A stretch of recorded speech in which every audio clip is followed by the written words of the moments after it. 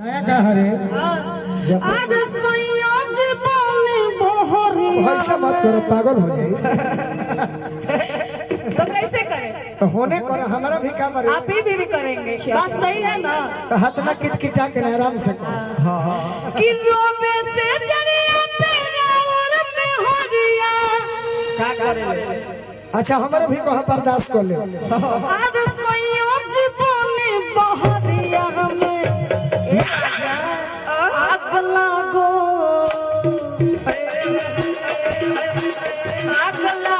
ये राजा नो करिया में आग लागो सैया नो करिया में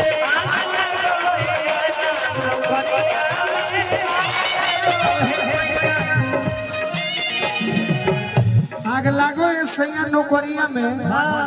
हर दूसरा जगह बियाह हो जाए तो हमारा खातिर नौकरिया छूट जाई, तो फिर हमारा गावे के पड़िए भाई। जकरे से लोभ कइलू ओकरे से परेशानी बा।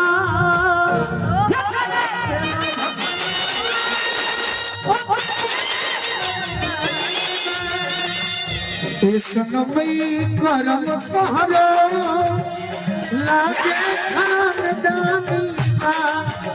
ये सनमई करम कहरो लागे खानदानी बा। आग लागो राजा नो करिया में आग लागो सैया नो करिया में।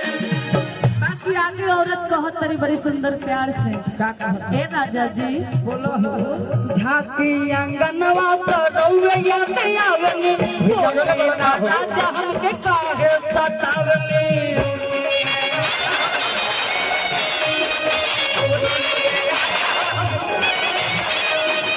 ए राजा ऐसे मत को अपन काम करो।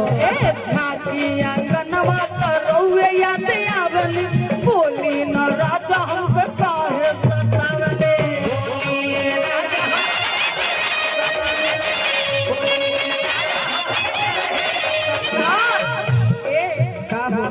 पगली के लेखा हम बैठे दुआरिया पगली के लेखा पगली के लेखा पगली के लेखा हम बैठे दुआरिया गिनी नदी में अंगूरिया पे आग लागो अगर आगे बढ़ो आग लागो हो राजा नो करिया में आग लागो हो सैया नो करिया। आग लागो ना एगो इनका खातिर एगो बात सोच लेनी, कहीं तो कहीं कह लो भाई। होलिया में जब समातवा जरे लो तो हमने के यहाँ गेहूं बड़े बड़े हो जाली, यही से कहतनी होली के लहरा बचल गोरी गेहूं में। होली के लहरा बचल गोरी गेहूं में। इनियो होत है गेहूं धानो बा पीछे करे भाई, पीछे तो 20 रुपए बा, बोकलस रुपए बा। अरे होली के लहरा बचल गोरी गेहूं में प्यार। अरे मजा आइले हूं में लजइबो न देहूं में मजा आइले हूं में।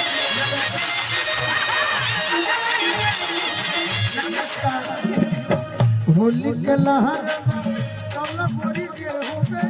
होली के लहरा चलो होली के मजा आइले हूं में।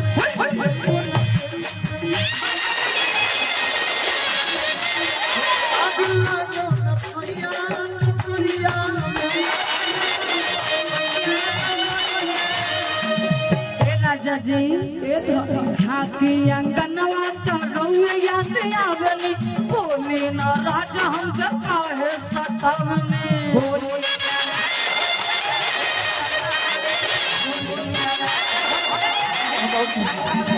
झाकी अंगनवा तो रउया ते आवनी बोली न राजा हमके काहे सतावनी।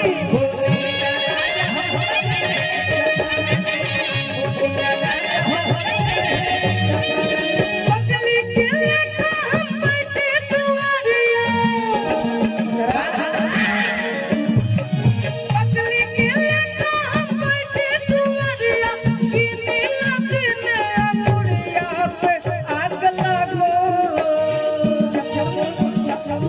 लागो राजा नो करिया में आग लागो सैया नो करिया में आग लागो राजा नो करिया में आग